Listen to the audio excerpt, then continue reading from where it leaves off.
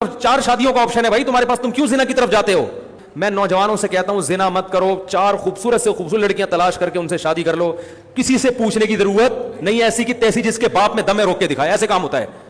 नबी सल्लल्लाहु अलैहि वसल्लम ने फरमाया 3 आदमियों की मदद अल्लाह ने अपने ऊपर वाजिब कर ली है, उनमें एक वो जो जिना से बचने के लिए निकाह करना चाहता हो। अल्लाह हौसला अफजाई कर रहे, कर भाई मैं तेरी मदद करूंगा। लोग आते हैं कि मैं जिना करता हूं, मेरे आदत नहीं छूटी, मैं कह 4 शादियां करो, कह रहे मुआशरा नहीं करने देगा। मैंने कहा मुआशरे से पूछ के जिना किया है तुमने? बात नहीं आ रही समझ में। मैं उन लड़कों से कहता हूं जब तुम जिना करते हो बाप से पूछ के करते हो, तो शादी करने के लिए भी बाप से पूछने की जरूरत, बोलो ना भाई, नहीं है। वो अल्लाह ने हलाल किया है, इसलिए कि अल्लाह को पता था कि ये तेरी जिस्मानी रिक्वायरमेंट है, अब्बा की थोड़ी है। भूख तुम्हें लग रही है, रोटी का अब्बा से पूछ रहे हो कि खाऊं कि नहीं खाऊं। अकलमंद अब्बा होगा तो बोलेगा भाई कि भूख लग रही है तो खा ले, नहीं लग रही है तो नहीं खा, और बेवकूफ होगा तो बोलेगा नहीं खा। तेरी बहन ने अभी रोटी खाई नहीं, तू पहले रोटी खा रहा है।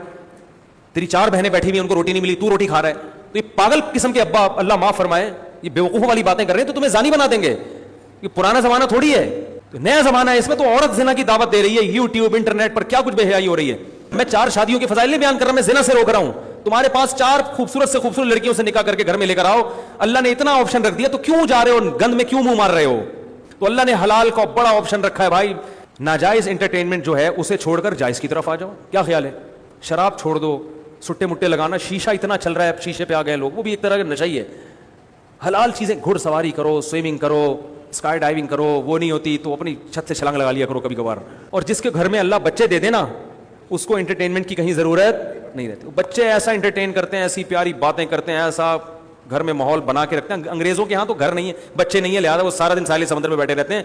तुम शादी करो, खुदा की कसम बच्चे पैदा करो बड़ी तादाद में, 2-3 बच्चों को बच्चा नहीं कहते। देखो घर में इतना मजा आएगा।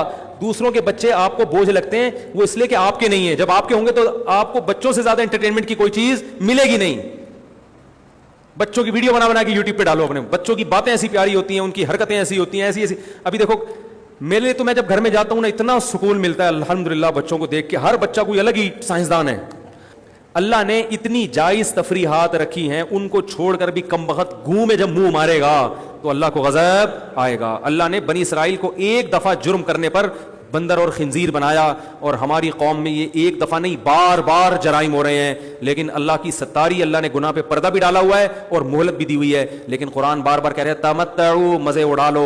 ये हमेशा की मोहलत नहीं है, हमेशा की नहीं है। ये एक वक्त आने वाला है कि मौत पंजे गाड़ेगी, और अल्लाह ने जो आयतें सुना सुना के इबरत दिलाई है ना, फिर अल्लाह इसके बारे में हमसे हिसाब लेगा।